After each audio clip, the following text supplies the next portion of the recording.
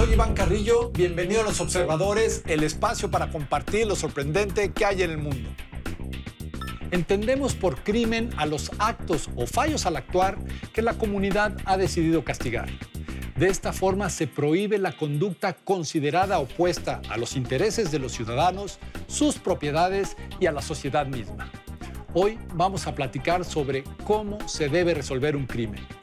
Nos acompañan la doctora Feggy Ostrowski, directora del Laboratorio de Neuropsicología, la doctora Zoraida García, coordinadora de la licenciatura en Ciencia Forense, y el doctor Carlos Pedraza, responsable del Laboratorio de Entomología Forense.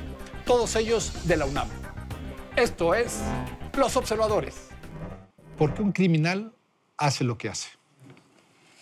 Bueno, yo creo que tenemos que saber que existen muchos tipos de crímenes, ¿no? Y la sociedad ha regulado qué puedes hacer y qué no puedes hacer para vivir dentro del grupo social. Y hay muchos tipos de crímenes, desde crímenes de robo o asesinatos, o crímenes en donde eres corrupto y robas. ¿Me podrías definir en el caso de un criminal de alta peligrosidad? ¿Qué sucede? ¿Qué lo llevó a ese punto?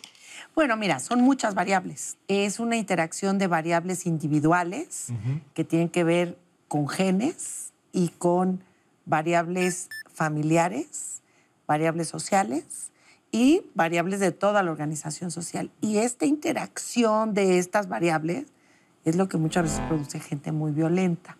Entonces, tú dices, bueno, pues sí, biología, familia, sociedad.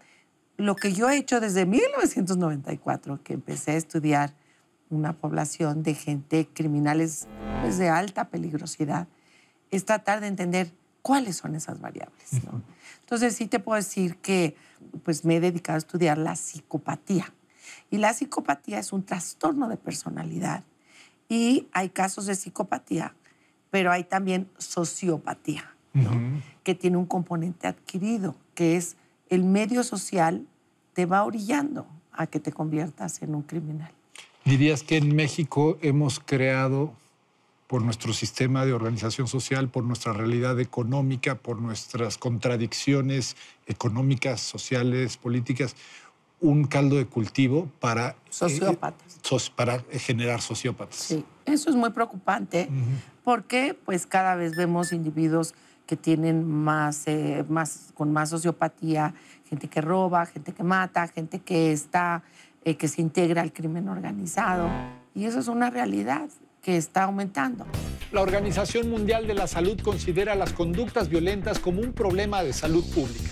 Estas van desde el abuso doméstico hasta el homicidio masivo o las guerras. En el mundo, cada año se presentan cerca de 1,5 millones de muertes violentas. Ayúdame a entender lo que abarca el concepto criminalística en la realidad, es decir, en el estudio de los hechos. Es una buena pregunta porque la criminalística abarca el estudio de los hechos en el lugar en el que ocurrieron o en el lugar en que se encuentran ciertos vestigios que ayudan a resolver una situación que es controvertida en el mundo del derecho.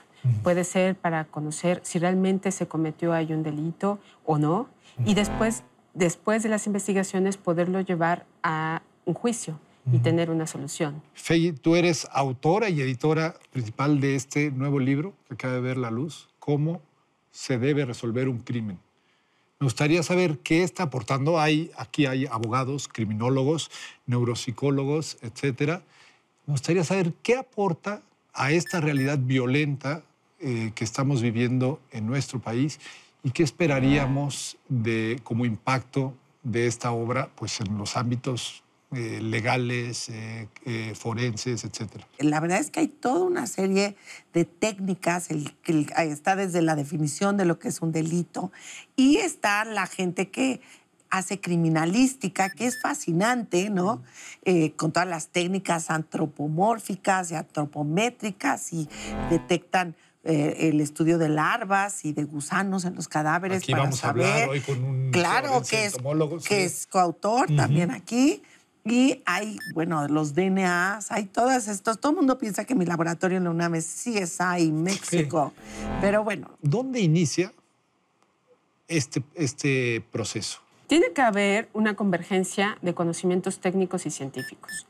Existe un proceso muy importante en materia penal que es el seguir la cadena de custodia. Y esto comienza con que las personas que son responsables, en primer lugar, en llegar al lugar, tienen que acordonar y asegurar que el lugar no se altere. El lugar y todos los objetos que ahí se encuentren. Si estamos hablando de un homicidio, seguramente va a haber un cadáver o más cadáveres. Y entonces tenemos que cuidar que no se altere ni su posición, ni ninguna sustancia que se encuentre alrededor ni sus de ellos. Documentos que puedan ninguna llevar. Pertenencia, no poner nada encima, hacer que haya un cerco, de manera que cuando lleguen los expertos, que son los peritos, los criminalistas y algunos otros especializados, pues puedan hacer primero un recorrido para analizar todo el lugar de manera integral y poderse llevar todos esos indicios que pueden ser útiles en la investigación en laboratorio, pero también una observación integral de qué es lo que pudo haber ahí sucedido. Quizás haya algo que al ojo común no le sea relevante y un especialista puede identificar que hay una raya, que hay una trayectoria, que hay una mancha, que hay un tipo de polvo, que hay un tipo de hierba o que hay un tipo de bicho, de animal que no tendría por qué estar aquí o sí tendría por qué estar ahí. Y todo correlacionarlo para ir formando una teoría del caso que desde el punto de vista jurídico es muy importante como hipótesis de trabajo para que el agente del Ministerio Público, la policía y los peritos puedan ir conjuntando una serie de conocimientos que van a poder llevar la investigación por un cauce que sea real y que pueda tener éxito en procuración y en administración de justicia. Ahora, aquí estaríamos comenzando realmente un proceso muy largo que puede tomar muchos caminos. El proceso es largo y puede ser tan largo o tan corto como difícil o fácil pueda ser el caso. Nuestra justicia aspira a ser precisamente no larga. Una justicia que tarda tiempo y no es expedita, no es justicia. Entonces, ¿de qué se trata? Pues de que desde el primer momento se vayan tomando todos los datos de manera integral y de manera robusta para ir armando una teoría realmente acercada a la realidad. Porque eso es lo que se busca. Investigar qué fue lo que ahí sucedió para realmente poder tener una resolución que establezca que una persona es inocente o es culpable. Ayúdame a entender qué tienen que ver los insectos con un potencial lugar de los hechos. Sí, mira, los insectos son una parte de del tipo de información que pueden ser muy útiles para una investigación criminal o una investigación legal.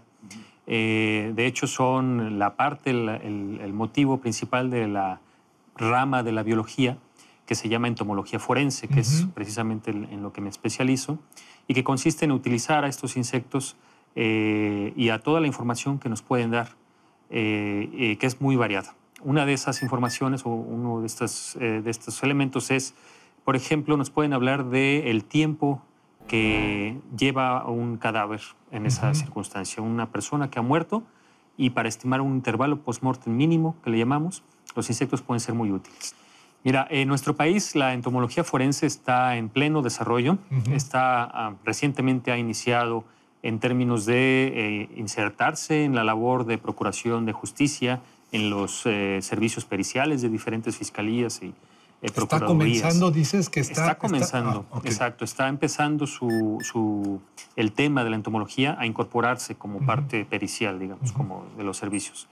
Sin embargo, no quiere decir que no vaya a ser más relevante en un futuro. De hecho, la tendencia es que cada vez se está reconociendo más como una disciplina que aporta mucho para la resolución de muchos casos. En términos internacionales, en muchos países lleva ya varias décadas la entomología siendo parte, digamos, más o menos normal o cotidiana de los servicios periciales. Y en nuestro país, quizá de unos 15 años a la fecha, es cuando se han empezado a insertar diferentes peritos entomológicos ya a hacer labor exclusivamente entomológica en diferentes fiscalías, ¿no? Por ejemplo. El psicólogo Steven Pinker dice que la humanidad tiene componentes angelicales y barbáricos expresados por un lado en la empatía, el autocontrol, las normas morales y la racionalidad, y por el otro en el dominio, el deseo de venganza, la explotación y el sadismo. Haz una invitación a la gente para que lean cómo se debe resolver un crimen. por favor. Bueno, yo lo que creo es que esto está escrito por verdaderos especialistas que salen a la calle y conseguir a los mejores expertos mexicanos e internacionales. Hay gente de Colombia y cada uno aporta el perfil criminal. Hay gente que estudia la neurociencia forense, hay gente que habla de la víctima. Hay nuevos hallazgos de la neurociencia que la ley tiene que conocer porque es la ley apelando a las neurociencias. Tenemos una gran cantidad de recursos nuevos y todo eso lo aprendes en este libro. Vivimos una realidad en cuestión de violencia y de comisión de delitos que alcanza niveles casi del 98%, si mal no recuerdo, de impunidad. Es decir, crímenes que no son castigados. En ese sentido, ¿cómo crees que la entomología forense y las otras disciplinas pueden ayudarnos a la mejor resolución de crímenes, a su prevención y, en el último de los casos, a una sociedad más justa, ¿no? Claro, yo creo que es parte del espíritu del desarrollo de las ciencias forenses que hoy en día pues está en boga. Y me parece a mí fundamental que se haga precisamente mucho esfuerzo en fortalecer las bases científicas.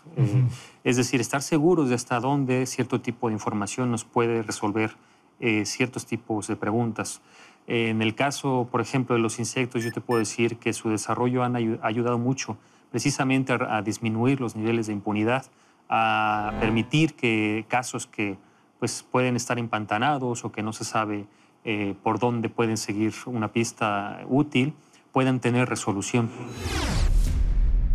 Mientras más conciencia se tenga respecto de la importancia de trabajar realmente con rigor científico, de compartir datos y de seguir avanzando en la producción de conocimiento y en la profesionalización de quienes están trabajando en la procuración de justicia, pues vamos a ir lento. Así que si nos ponemos todas las pilas, que por lo menos del lado académico lo estamos haciendo, creo que podemos tener un futuro mejor en materia de justicia. Prevenir el crimen debería ser uno de los objetivos máximos de cualquier democracia. En el siglo XXI, la seguridad y el respeto de nuestra integridad debe ser el resultado de políticas innovadoras que se construyan a partir de mejores diagnósticos.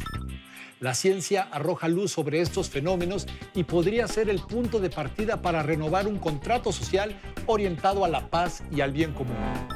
Los observadores, el espacio para compartir lo sorprendente que hay en el mundo.